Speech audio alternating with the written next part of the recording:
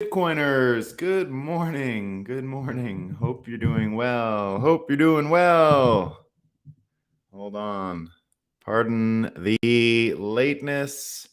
Pardon the no broadcast for the past 2 days. You know how clown worldy this place has all gotten. You actually can't buy internet anymore, believe it or not.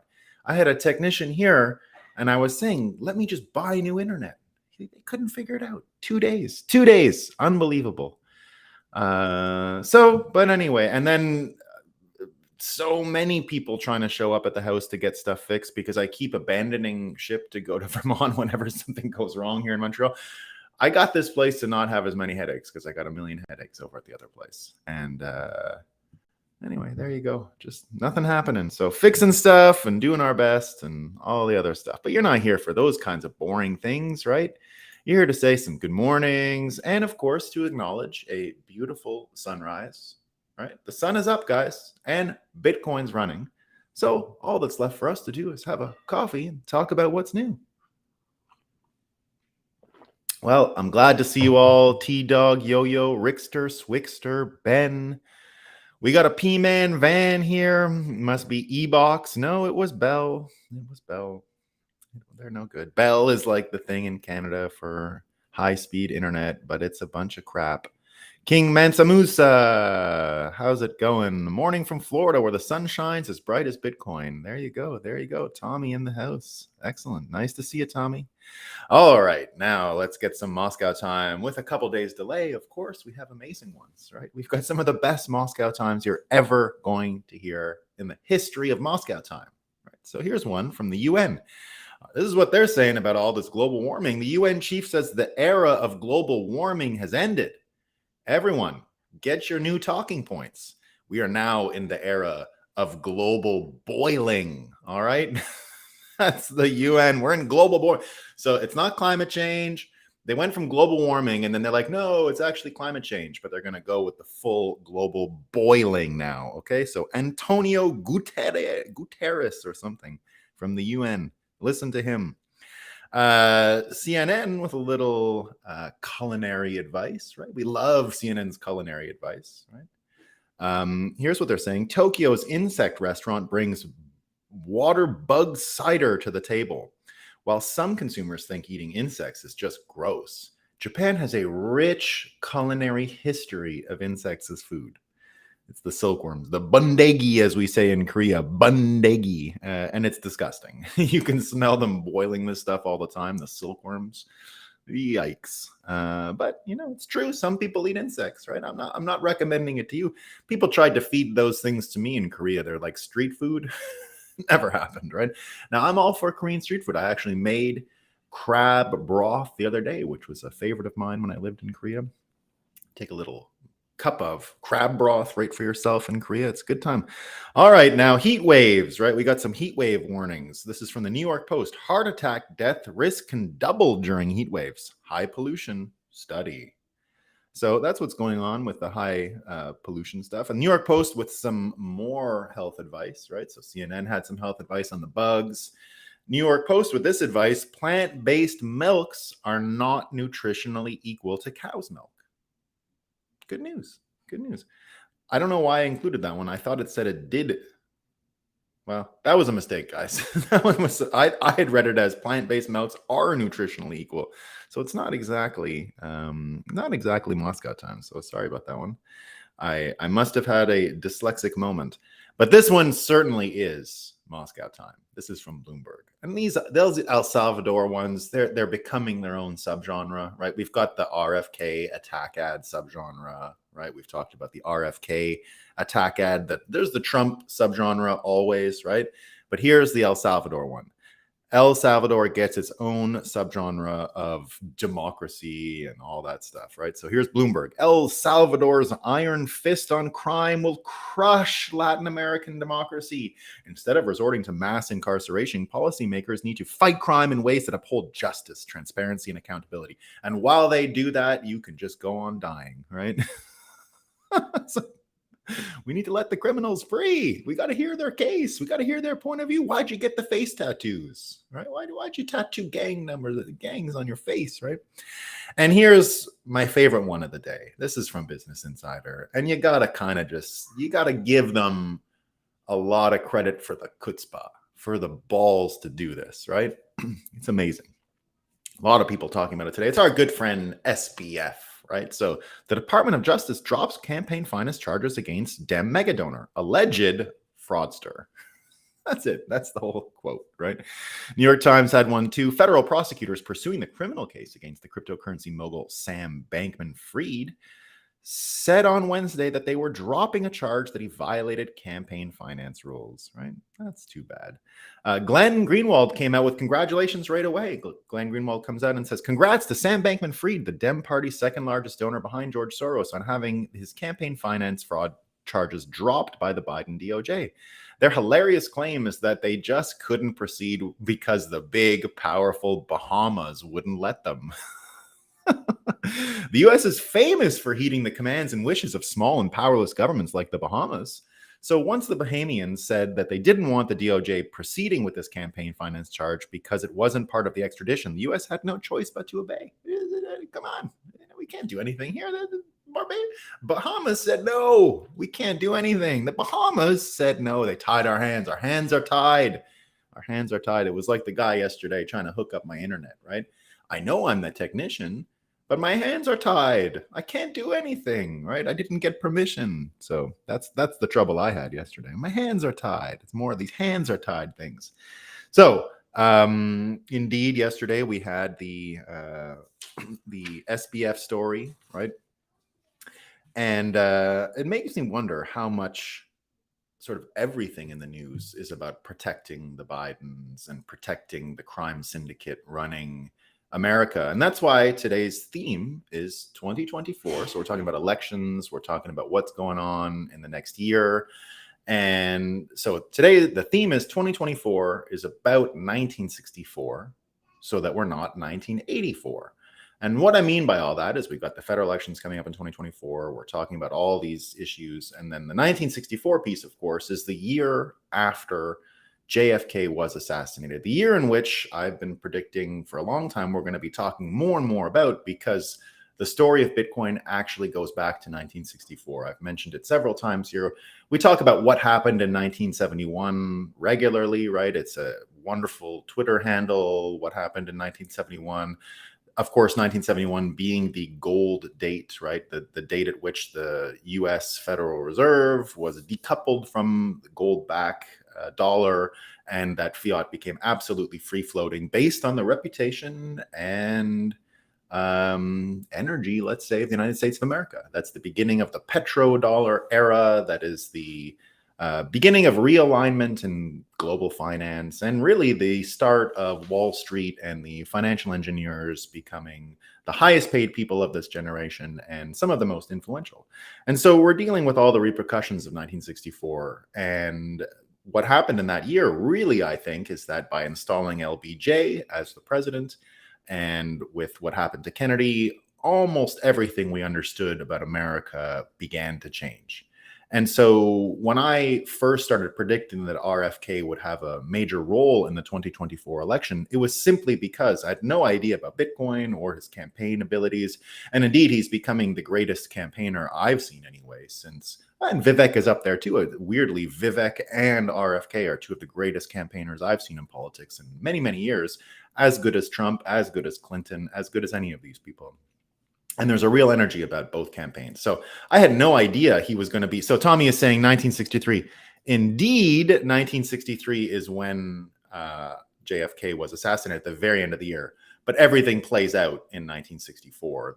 The Warren Commission, which was headed up by Gerald Ford, who was a congressman who ended up being the vice president under Nixon and helped perpetuate a lot of this stuff.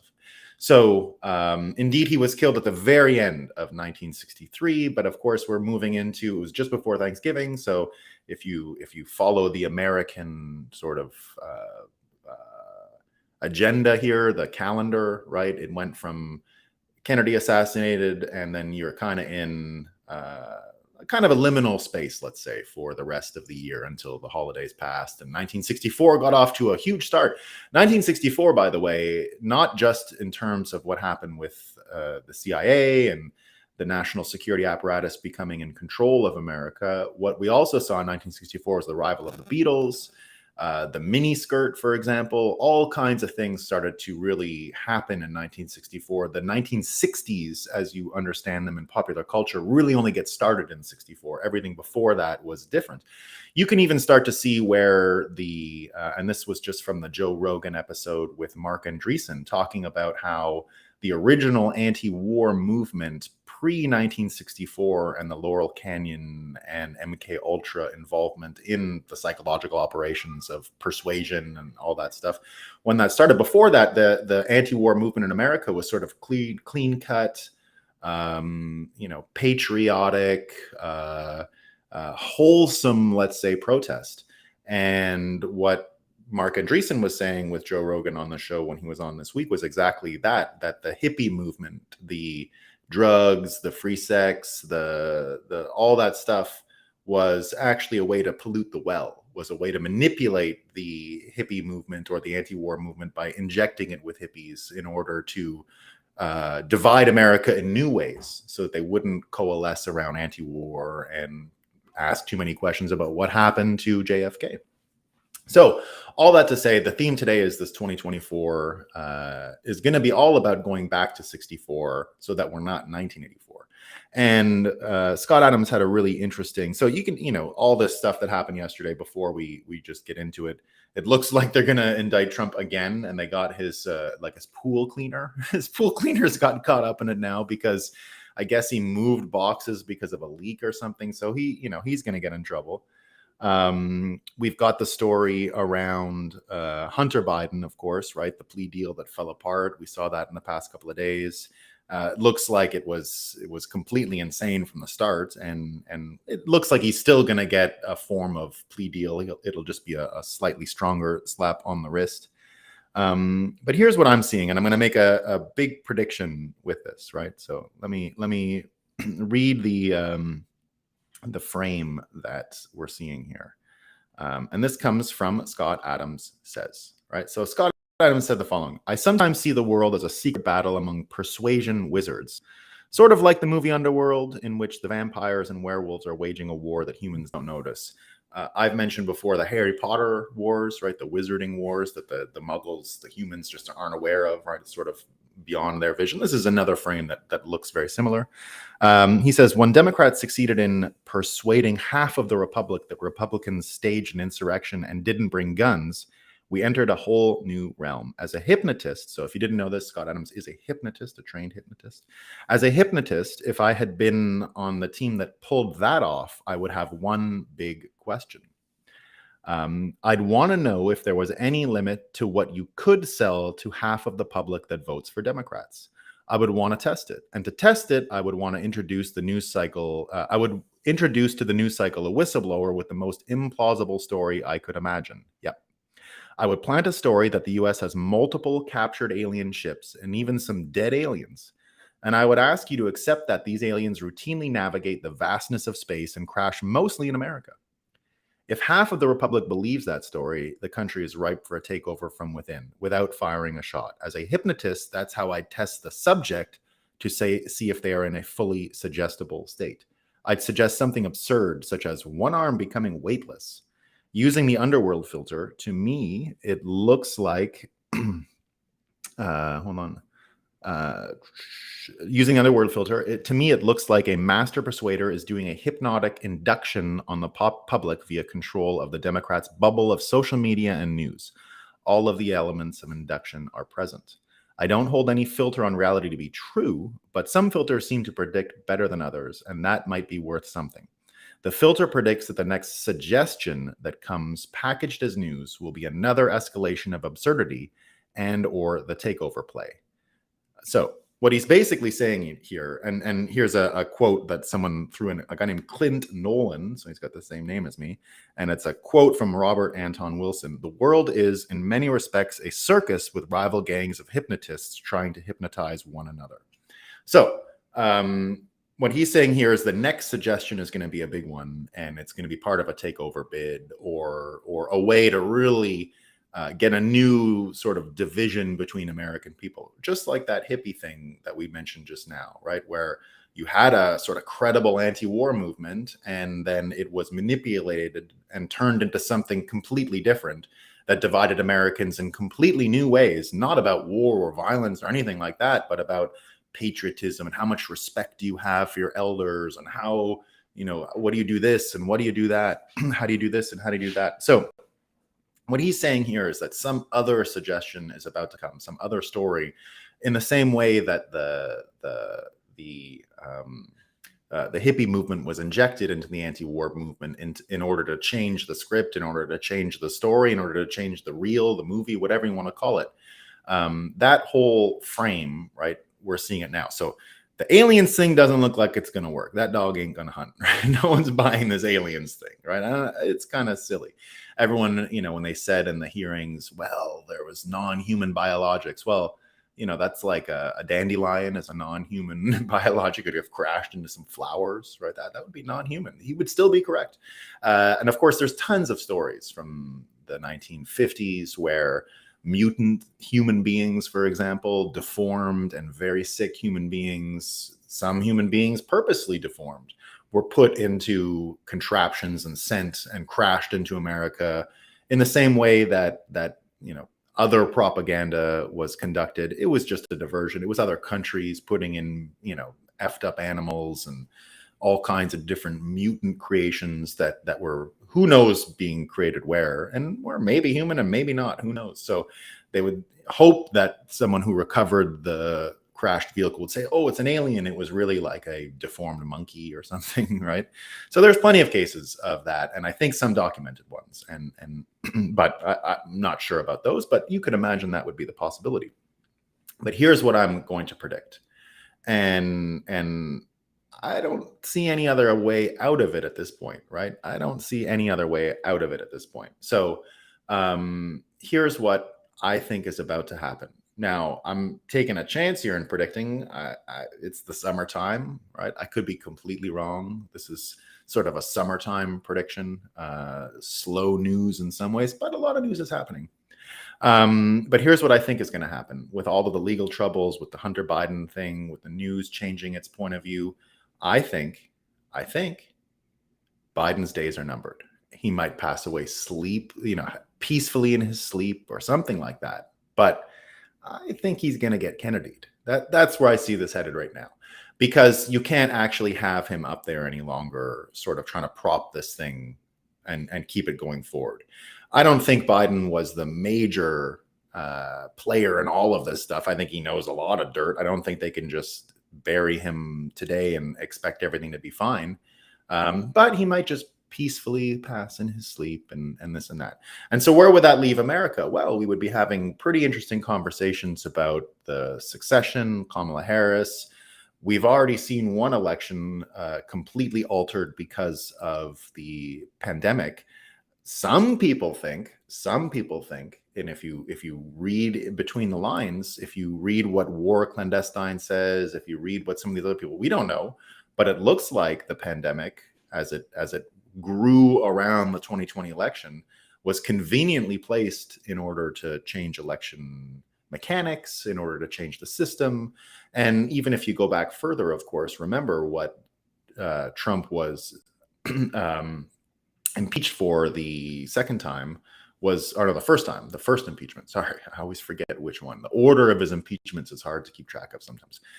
So the first impeachment was exactly about the perfect phone call with Zelensky, right? And then all of a sudden, the calls about what the Bidens are doing in Ukraine turn immediately into an impeachment inquiry, and then war right after the pandemic fades, right? So the pandemic comes in as they're impeaching Trump, and then the questions about Ukraine disappear until the election is over, where you get the new president and the new war. So look, we don't know what's going on exactly, but my prediction is Biden is not going to make it much longer. There's only a few plays left with this guy. I don't think he's capable of running in another election. And you can't really just retire him, right? You can't retire him. Now, the good news is, you, I think, are going to have a lot of questions if he does pass peacefully in his sleep, right? There's going to be a lot of questions, which is why I think it's so important that we now actually get to the bottom of what 1964 was all about, right? Now, you can take away the assassinations for a minute, right? And we're going to learn more about the assassinations, but just think about what actually happened in 1964. That's the moment the banks become deputized in order to do the government's bidding. That's the moment the banks enter the space of the public sphere as a public utility, let's say, in a sense. Now, it used to be the banks would never listen to anyone from government. It was just 15 years ago that people laughed at the idea of ID for a brokerage account, right? That was seen as insane around 2008, not even long ago. And if you go back further, of course, having all of your financial transactions monitored, everything had to do with 1964. Bank Secrecy Act begins then. The ability of the government to tap a bank on the shoulder to look into funds, look into money, look into what people are doing begins in the wake of the Kennedy assassination. And this is exactly why I started talking about RFK to begin with. And in my brief conversation I had with RFK in Miami, it was about this 1964 case. I said, I think you're going to win, not because I knew anything about you, simply because the narrative is suggesting that 2024 is going to be all about 1964, that the story has to go back to what happened to his father. And weirdly, yesterday, we had an interesting tweet thread from RFK himself about banks in this line. He says, banks are not only businesses, they are caretakers of the payment system, which is a systemic public good, much like a utility. Utilities cannot cut off your water or sewer or electricity because of your political beliefs. The Fed and Treasury recognize the systemic importance of the payment system, which is why they don't simply let banks go bankrupt, but administer bank failures with great care and do their best to keep banks afloat in case of a liquidity crisis. This amounts to a kind of indirect subsidy. In exchange for it, banks have a duty to serve the public. Banks and payment platforms should not act as instruments of extra legal punishment and intimidation of dissidents. Banks that freeze or cancel accounts without due process should lose their special protections, including access to the Fed's discount window and eligibility for federal deposit insurance. Since the Fed is nominally independent, it will take courageous members of Congress to challenge the Fed on this issue. So that's not going to happen, right? Nick Carter says something similar. He's right. Banks are extensions of the state and as much must serve all comers equally. The fact that anyone pretends otherwise is completely absurd. So this is Nick Carter. I would accept a trade-off whereby the state no longer charters banks and they are therefore allowed to exercise political discretion in whom they serve. Because at that point, new banks could be created to serve excluded industries. Right now, it's the worst of both worlds.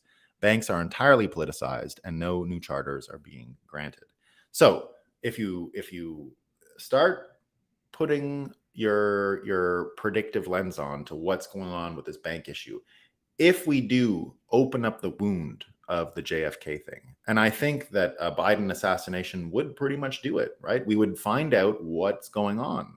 In a sense, there would be more people asking questions because that tends to be what we're seeing happen, right? More and more, the NPC tribe of people who listen to Moscow Time and don't know it's fake, and the people who are, wondering, well, if Biden can just tackle global warming, we're going to have a better future, right? This group of people is shrinking every single day. Every new story about Hunter Biden, every instance of political persuasion takes a few members of this rump off, right? So it's shrinking and shrinking and shrinking because it's based on NPCs anyway. And once NPCs don't have the new talking points, or once the talking points lead them to too much cognitive dissonance, they ignore it, they abandon it, they do something else. And that seems to be what's happening. You're getting more and more people sort of waking up and asking questions. And I think if there was another assassination, which is what I'm actually predicting is going to happen, and I don't think Biden's making it to the end of the summer. I think he's old enough. You're going to try and get this news story out there where it's like, oh, peacefully in his sleep, he hasn't been doing so well. Not a big surprise, right? But people are going to ask questions. Now, I don't know if you're ever going to prove what happened to him, but nevertheless, it's going to create more and more of an appetite for the truth, right? Because that's what we have here. It's the nature abhors a vacuum argument, and more people are saying that doesn't actually explain it. So you're going to have more and more people coming to this conclusion and thinking about things in this way. Now, when we think of the capacity of the United States as a country to deal with this, it's not looking good, right? We've got Facebook. This is Jim Jordan and everyone talking about the Facebook files now, right? So just like the Twitter files, there's now all kinds of smoking gun proof about how heavily the government leaned on Facebook in order to get talking points out around COVID, around the vaccines, and all of this stuff. So, and of course, the Hunter Biden laptop, right? Can't forget that one, which we now know the FBI knew was legitimate and nevertheless went ahead with their suppression of the information. So we've got a Facebook files thing coming in, and that looks exactly like the bank thing. That's another deputization instrument, right? Anytime they are turning these public services into quasi judicial bodies that react to government prompts that are being engineered by the prompts coming from government, we have a imbalance of power and a system not running the way it was intended. These are not the normal checks and balances.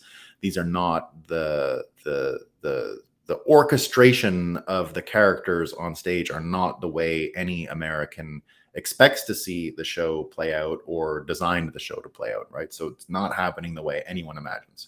So the point is with something like Facebook and the Facebook files, with something like this bank question now becoming more and more obvious that they are functioning as quasi arms of the state, as a quasi judicial body whenever they debank someone or don't give someone any services.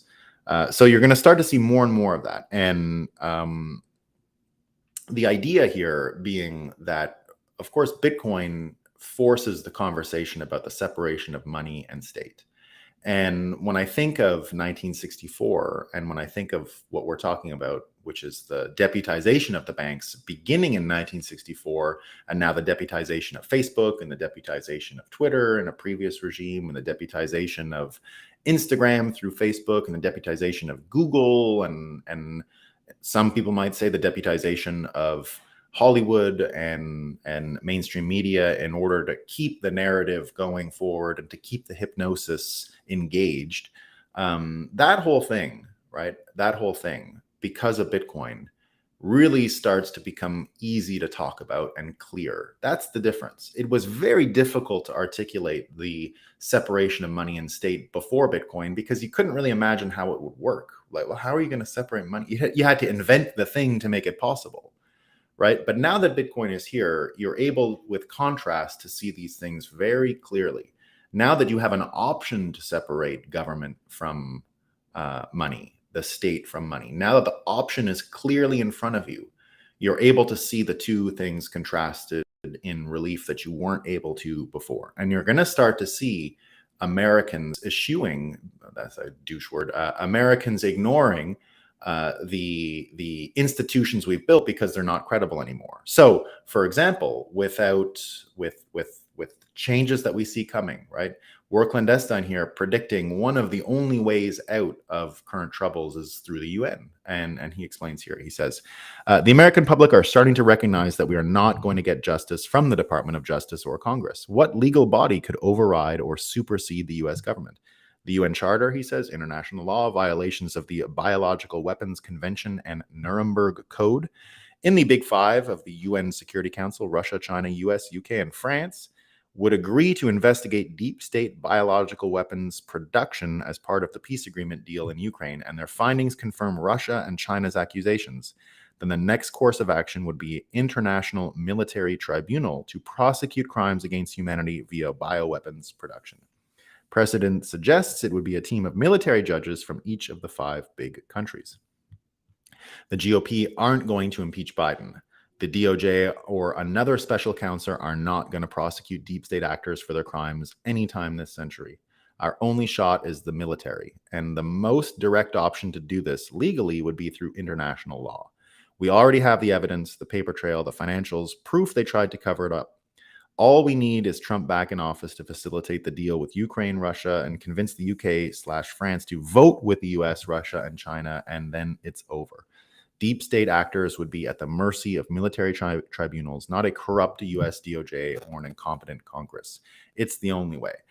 He says it's the only way, right? Now, I don't know if it's the only way, and I don't like the idea of military tribunals, and none of that seems super appealing for the world Bitcoiners are trying to create.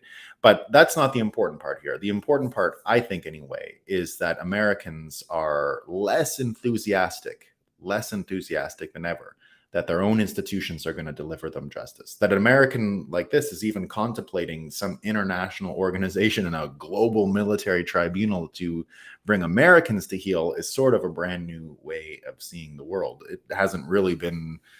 Now, this was something that you would see on the fringes before, right? Oh, they should bring Bush to The Hague, right? They should bring war crimes against George Bush, which I agree with, right? I'm not against that, but it always seems so silly, and most Americans went, we got a justice system in America. We don't have to have this stuff, but apparently we don't. And the idea that this kind of conversation is perpetuating now in America, that you're starting to have conversations around using a military tribunal based in France and the UK and Russia and China and all that in order to get to these folks in the United States is sort of a brand new way of looking at things. And I think it's going to happen. I think what he's saying, whether it's Trump, whether it's RFK, whether it's Vivek, who continues to be just an amazing campaigner, I think that this is possible, right? And when you start to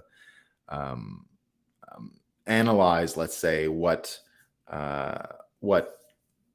RFK is actually saying about banks and this public utility thing, what you're doing is you're forming an argument for the separation of money and state, and you're going to start to see other state apparatuses fall and be derelict and not used anymore, like the DOJ and like these other things, simply because they're unsalvageable.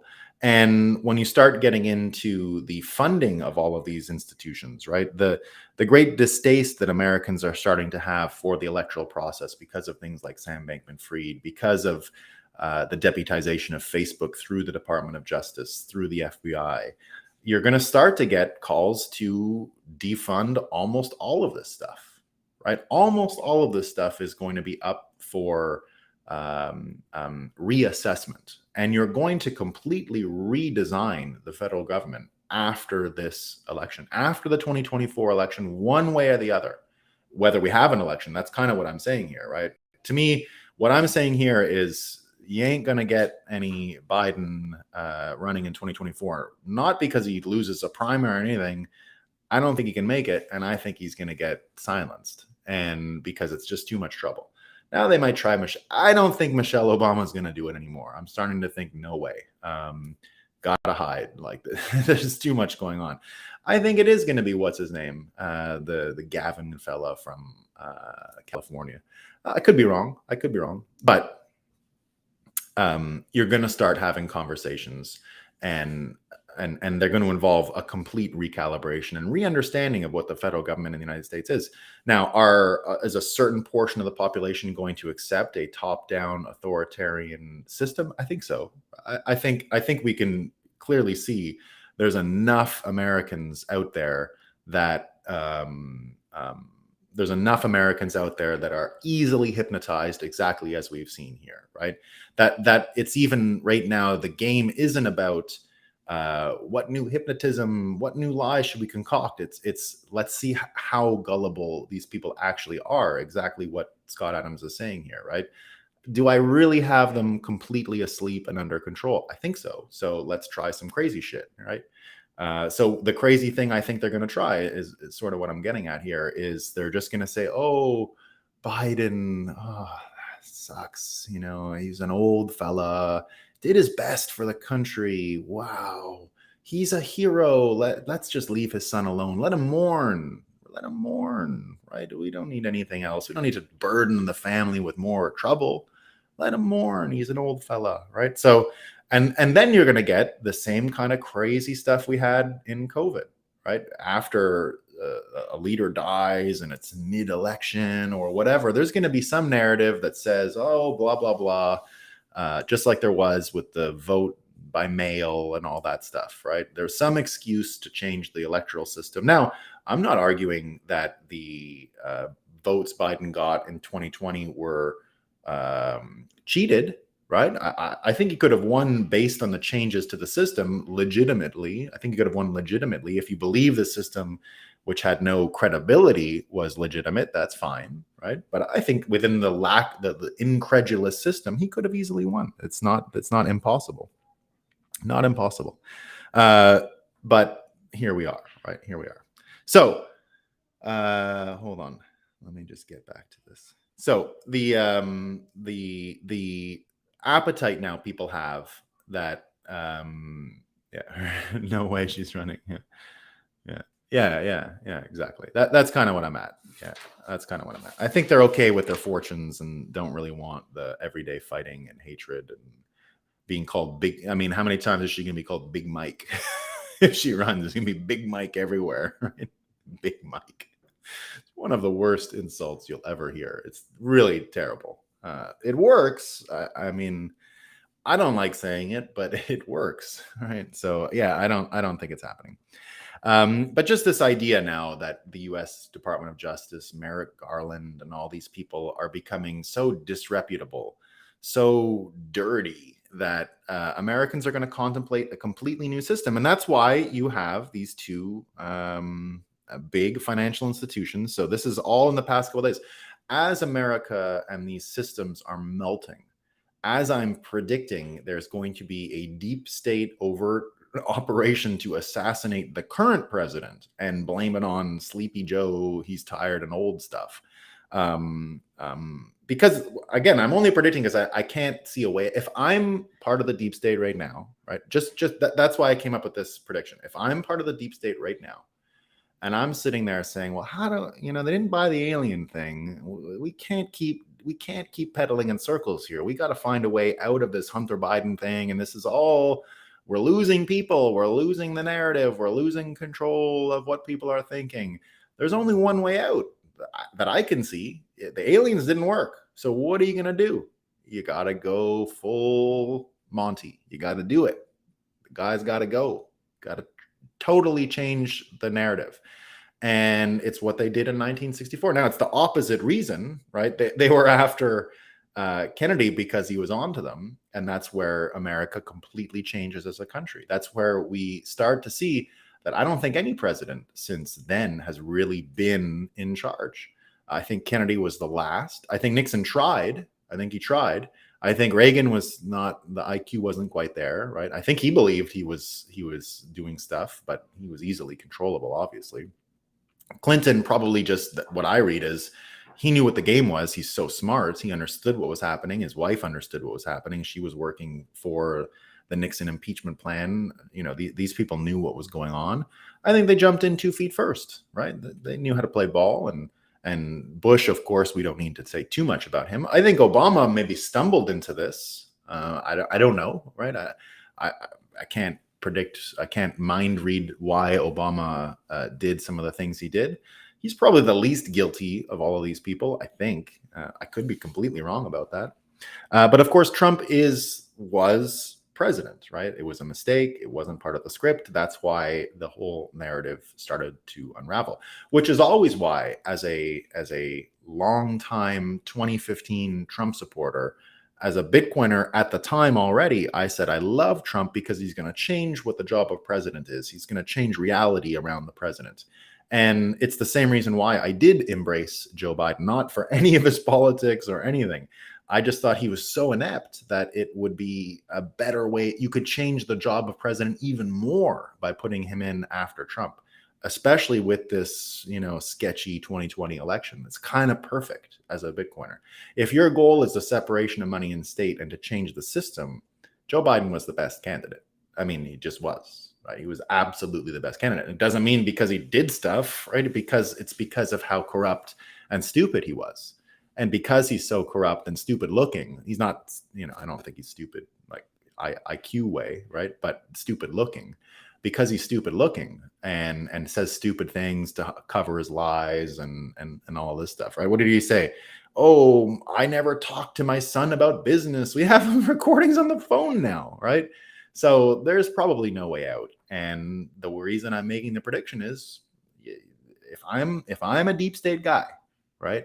And I was running this job and I was trying to maintain narrative, I would say for the opposite reasons they did it to JFK, the opposite reasons, but the same reasons in the end, doubting how the system works, doubting the integrity of the system, the credibility of the system, right?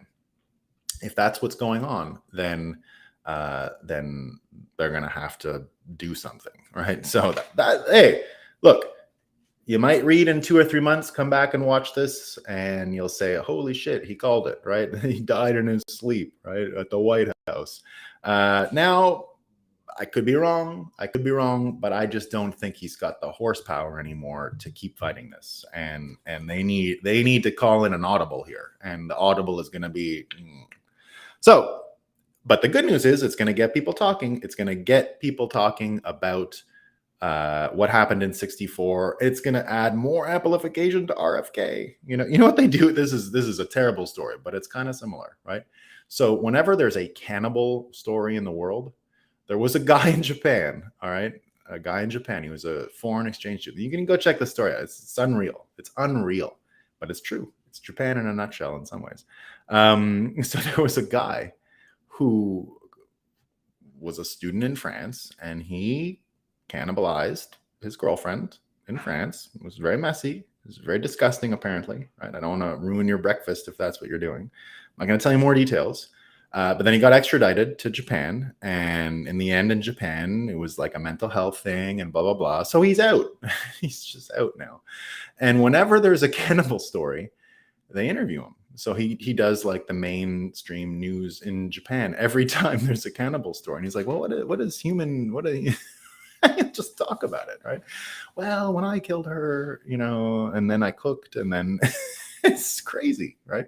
So when you get assassinations like what I think is going to happen, you're going to get people who have to come and quote, and who else but the guy who has firsthand experience. His whole family was assassinated. So it's going to give RFK, another reason to talk about stuff, which is morbid, but it's true. All right. Well, that's enough bad news, kind of good news, but also bad news. But I'm going to tell you where things are headed with, in contrast to that, right? So in contrast to all that we're hearing about these awful people doing awful things, none of which makes any sense because it's so muddied by psyops and manipulation and lies and the fake nature of most of these operations and stories. In the meantime, 2 major financial institutions in the United States said things they've never said before and are in line with the crazy stuff we're talking about here this morning, right? So one of them is TD Ameritrade and the other is BlackRock. So both of them came out with research reports in the past couple of days. And both of them have some absolutely incredible things to say. Did I not take the fucking TD one? God damn it. Okay, hold on. Let me just get the TD Bank one. I've only got the BlackRock one here, though. Just give me a second. I'll get the TD one. Don't know where I put it. Okay.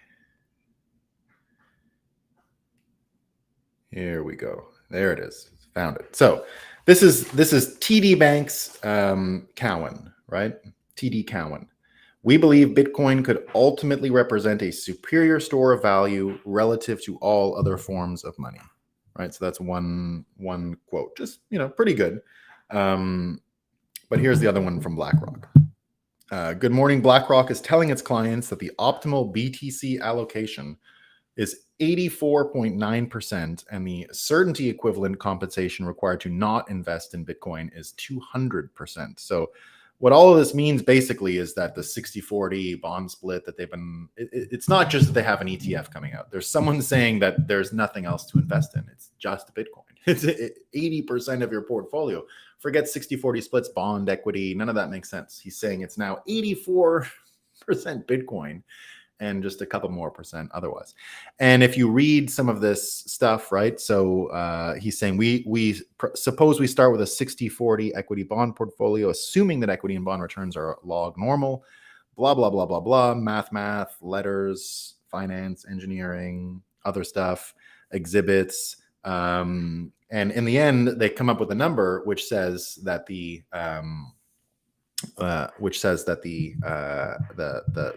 best way to handle this is 80. The optimal BTC allocation is a large 84.9%. So BlackRock needs to stop outing my portfolio. So the point here that I'm trying to get at is that, and it's what I've said from the beginning, right? Energy companies and the big banks, the major benefactors of deputization by the state from 1964 on, are starting to realize that that dog ain't going to hunt much longer, and they've got to protect themselves. And it's their selfishness and their self-interest which will help separate money and state in the way that we all wanted to see happen. So when you get the biggest portfolio managers, the biggest allocators, the biggest wealth managers, like BlackRock, this is $10 trillion under management. 10 trillion, it's 1/10 of all the money in the world that is just notionally created, right? So it would be like if all the money was already on the Bitcoin standard, they held 2 million Bitcoin, right? That's what it would be, right? They'd have 2 million of the 21 million, not that they hold themselves, but they manage for other people. Now, I'm not saying that's where we're headed.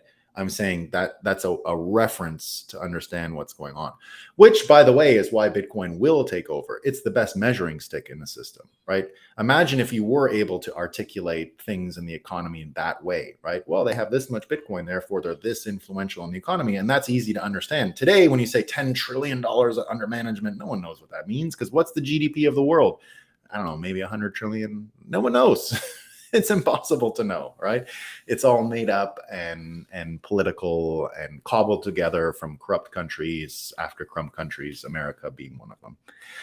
So it's almost impossible to speak openly and clearly about that stuff. But that's changing. If you even think about the petrodollar piece. So as I said, it was in 1964 where you had the deputization of the banks, which further led to the changes which led to the petrodollar becoming the major barometer, the major measuring stick, the major reference rate for the entire global economy. Well, that's changing too. That's changing too. So at the same time the banks are changing, at the same time that TD and BlackRock are saying, this is the best money ever created, guys. We got something happening here, which would further separate money and state, because they're not going to be on board anymore. As I've said for a long time, the banks didn't want the job, right? The banks didn't want this job in 1964 to look and ask for everyone's fucking license and stuff like that to open an account. They didn't want that job. They got it. They had to do it, and they got fined if they didn't. They got fined if they did it, right? It wasn't a good deal for them. So I don't think they wanted to be involved in this. So they're definitely looking for a way out. And the other one being the energy sector. And you had here Joe Manchin, right? Maybe what some people say most powerful person in the Senate, because he's a Democrat that will vote depending on what he can do for his state of West Virginia.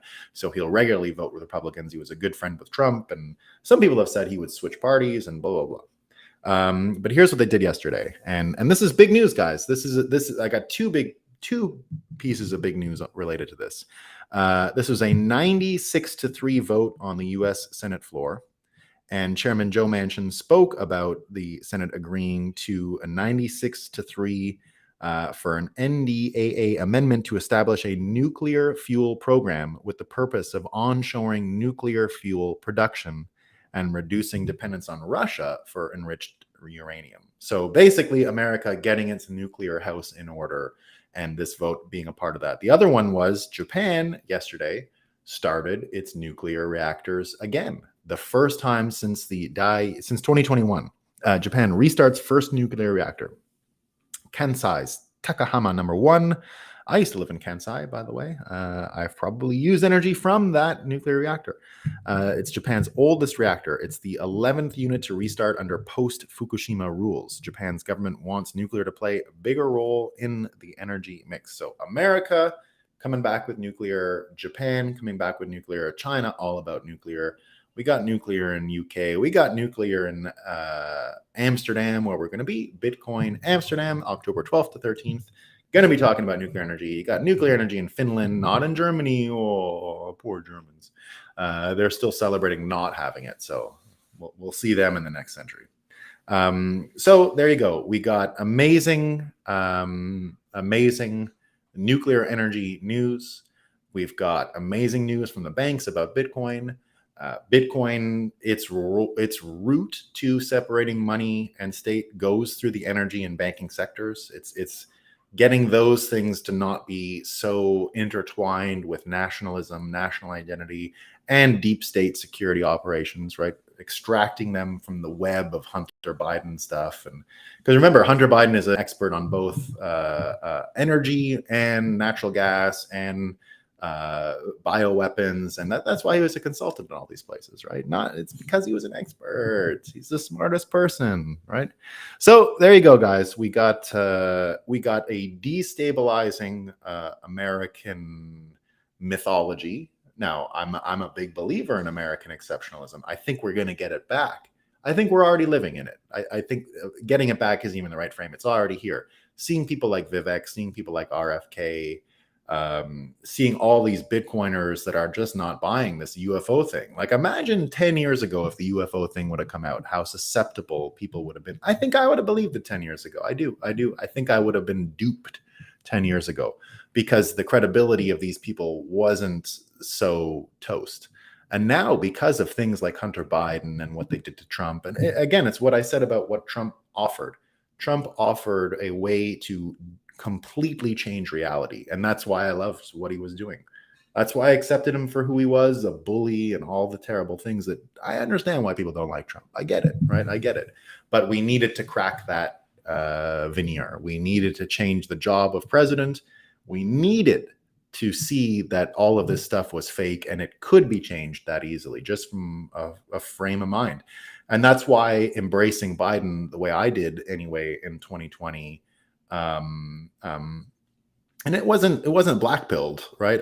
I thought it was going to be funny to have Biden around, right? And indeed it was. So, and we get Hunter as bonus, right? Hunter is just, we love Hunter, right? Hunter, Bitcoiners are going to have to build a statue to Hunter Biden one day. He was the one who really showed us that you don't have to listen to KYC and AML things, that you can do it anyway, right?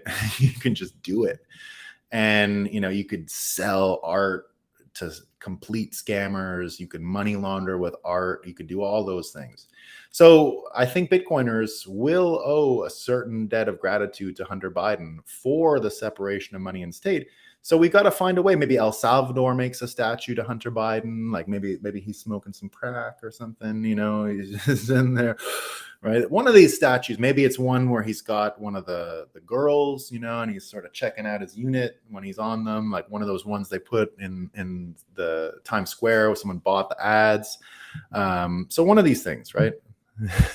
Aliens are not Bitcoin graffiti. It's always been my favorite thing about the alien stories is why do they keep liking the USA? What is it about America, right? The aliens are not to be underestimated. USA is the place to be. Yeah, I guess they're just into, like, they want to go to Disney or something. They want to get a snow cone, or they want to get some soft serve ice cream. The clown Hunter the clown. He is the clown prince. Yeah, that would be another good one, right? We should, whatever the statue is they make of Hunter, we got to talk to Bukele right away, right? He's got to get on top of this before, because I think you're going to make more. I think Bitcoiners will actually make pilgrimages to the guy, right? Who did this, right? Oh, the McDonald's drive-throughs. Yeah. Haven't heard his unit. Haven't heard that in a while. Yeah, unit. Yeah. hockey talk, I think. So anyway, whatever statue they make of Hunter, I think, Bitcoiners have to acknowledge that if it wasn't for Hunter, we would be in a totally different position when it came to understanding why we need to separate money and state, how corrupted the financial monitoring system is. If it can't catch Hunter, I mean, really, do we need to respect it? Do we need to sit here and respect this thing? Of course not, right? And that's how I've been feeling about this stuff for a while. That I made my final, let's say, mental break because of Bitcoin, that the trajectory that Bitcoin put me on. It really was at the start of COVID, right? So Trump was still president, and this is what helped me embrace the Biden change. Was I said right away, well, because I wasn't happy with how Trump was handling a lot of it already at the time. You could tell national security interests were getting involved in the response, right? In an ideal world in New York, I was in New York City for COVID, right? I am in New York City as COVID is happening. I'm there for case one and things are going crazy. And they say the 2 weeks. Okay, I'm okay with the 2 weeks, right? I didn't follow the rules. I went all over the place during those 2 weeks, but that was my own thing. After that, I said, well, this ain't going to stop at 2 weeks. We're not doing any of the things I thought we would be doing. And in order to get through this, I've decided to not get mad at anybody. I just said they're not going to get anything right. I expected zero from them. And by expecting zero from them, I also removed myself from any obligations to follow them, any feeling I had of going along with this system in order to help everybody. Any feeling of collegiality and togetherness, it was out the door. I said, nothing that they say from now on applies to me. It can apply to anyone else. They can follow the rules. I'm not going to. That was the only way to not get angry about it, right? And I promised myself I would have no moments of anger when it came to COVID lockdowns, and I didn't. I just kept getting away from their entrapments, getting away from their troubles. But that really started my attitude towards most of this stuff, which is you really just have to give yourself permission to not follow it anymore and to not be subject to these dictates, right? Once you do that, you have a different frame. And then, of course, Bitcoin helps you rebuild a sense of orientation without any of these directions or anything like that, right? Yeah. I basically chose my own mental health. Yeah. Which sounds like it sounds so basic, right? But people they were waiting for someone to do a thing, just like. Look, I love, I saw this comment on I saw this on the military tribunals here, this comment. I'll go through the comments in a second. Military tribunals are the only way. Change is needed. Look, again, I'm not putting my faith in Trump. I love Trump, but I'm not putting my faith in military tribunals and Trump. We got to get him elected.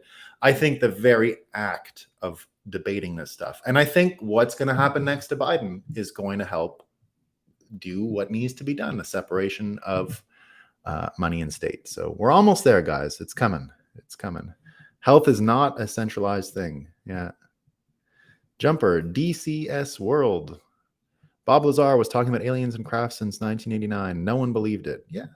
I mean, look, I personally, the craft story, I think they're real, obviously. But they could be previous civilizations. Right now, if we were wiped out by a giant flood,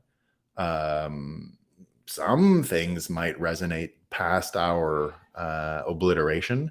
One of them, right, maybe not this year, but in a few years, not long from now, I can imagine automated drone systems that could be triggered by anything. Now, when you saw that one of the first UFOs visit the Roswell site in New Mexico around the atomic blast, well, I mean, if you were going to automate drones and you recognize the signature of an atomic blast, well, wouldn't it make sense to for a drone to be activated, right, and go right there and check out what happened? Sure, doesn't mean humans have to be involved. And Jumper DCS World asks, "What if aliens made Bitcoin?" Look, I do believe that the aliens as a previous civilization that may be found at Earth, totally possible.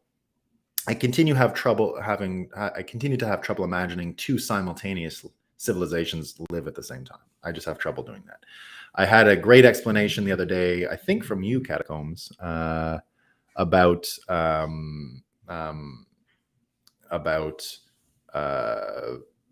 programming systems to be able to reconcile between each other. And basically, that's part of why I have trouble imagining aliens. Simulation theory stuff. So the limitations of simulation theory, but I didn't quite understand because I'm a little bit illiterate in computer programming.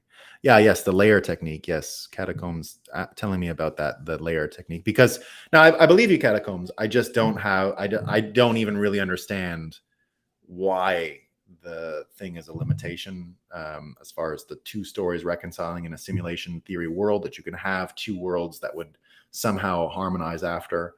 I don't know. I don't really. I've had that explained to me before. I'm not really an expert on it. Money is economic energy. Yeah. Absolutely. All about energy, DCS. All about energy. Yeah. If we made, we'd already plugged into a galactic currency. I think, we are. I think we can communicate to aliens with Bitcoin. If any of you saw the movie Contact, they use math. And why not? Why not Bitcoin? Right? You could probably send them Bitcoin and get them to understand the whole thing. CK in the house. What's up, CK? Good morning, fam. Smash the like. Indeed, we love like smashing. We love it. New South Wales, Bitcoin graffiti. What's happening, man? Smash me. Smash like fam. So fight crime in the US. Yeah. I think P-Man Van's talking about El Salvador here. Isn't it disgusting, the El Salvador things? Isn't it disgusting? Oh my God. It's better to have them around. Oh, what's this, Felipe? 1964, CIA gave a military coup in Brazil that lasted 20 years. Oh, Felipe, I didn't know that, Felipe. I didn't notice that, man. That's true. That's amazing. 60. It's all about 64, guys. 64. I like my title today. 2024 about 64. So it's not 84. Too bad it wasn't. Too bad it wasn't 11/20/22. Yeah. Between Scorpio and Sagittarius. So Tommy's talking about the cusp of revolution here. Yeah, it was the cusp. That's the date that Tommy gave of JFK's assassination. 11/22/63. Indeed, the lot of celestial stuff absolutely involved in this. Great title, JFK until this very day. Title sums up the fallout and now blowback of the great breakup happens now, and Bitcoin is its catalyst. Absolutely. Why? Again, 2024 is all about Bitcoin for these reasons. It's the only way to make all of this stuff simple. Because really, is every American going to figure out like Hunter and the Department of Justice and what happened? You need a simple story. And the simple story is the money was corrupted. And the corruption of the money affected the entire system to the point that we didn't have anything like democracy. And in fact, democracy was turned into narrative building and mythology in order to perpetuate the system that had already controlled the money. So the money had already eaten the state by the time the brainwashing began and the hypnotism began. So there you go. V says he had a dream about Harry Potter last night. Well, dreams are important. Dreams are important. I'm not a big dreamer, by the way. I dream a lot in the day. That hypnotist story is showing again that what Americans fear is the unknown and the coming change. All UFOs landing in USA is just showing Americans' psyche. Yeah, that's because remember, right? Whenever someone says, "Oh, how can it be that 100 people saw the same thing and it must be real?" No, 100 people can all hallucinate the same thing easily. It's not hard. It's really simple. Doing it today, you're seeing it now. Everyone you talk to who is like, "Well, we need evidence about Hunter Biden. We haven't seen the evidence yet." Well, whistleblowers, financial statements, clearly proof that the president is lying. Clearly, he's got mental issues. Clearly, and yet people can't see it. So anyone who tells me, "Oh, 100 people saw it, it must be true. They all saw it at the same time." Let me tell you that I've seen many times in my life 100 people hallucinate the same thing all at once. It happens all the time, like regularly, especially if they're being prompted to hallucinate that thing. Very simple, very easy, even. It's the norm.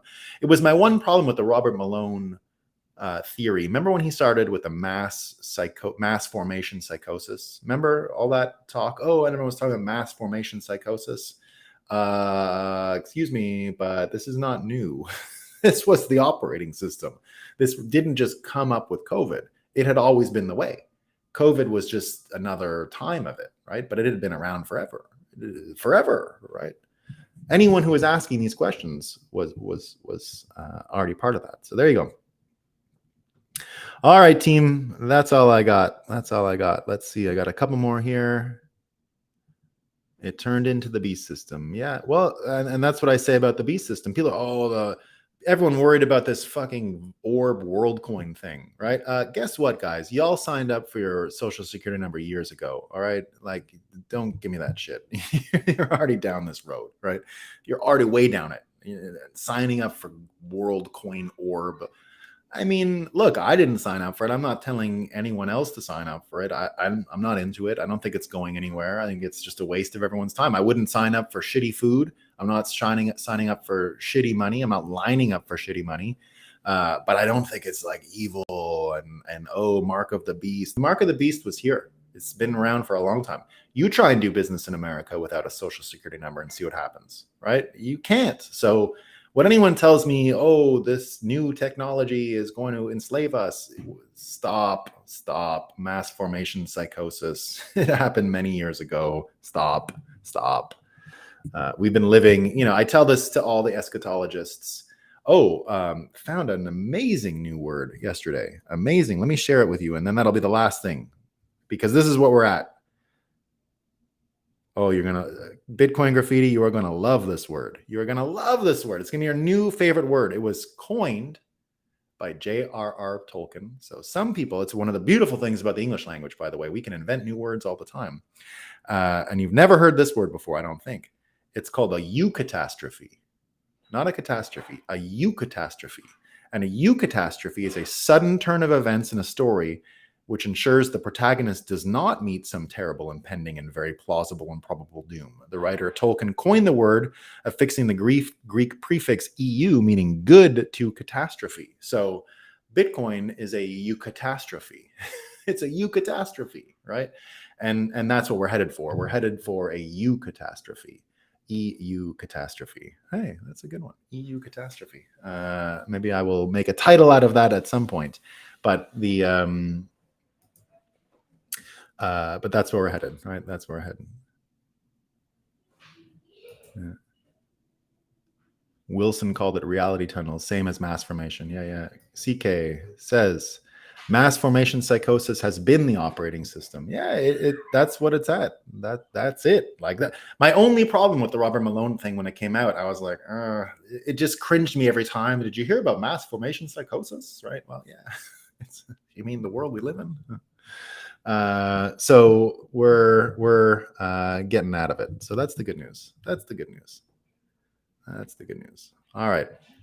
Eukatastrophe coming our way, guys. Bitcoin it will flop. Exactly. It's going to flop. I mean, who cares about a flopping coin, right?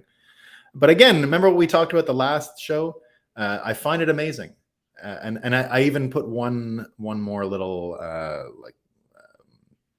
coincidence to it, right? You get the alt man, right? That's more simulation winking, right? The alt man money, right? This is the design is destiny theme we had today. Alt man, right, is that money. Then you get the Fed man. Well, if that's alt man, then that's control man, right? That was the control man, right? Fed man, control man. So Fed man, control man, Fed man, alt man.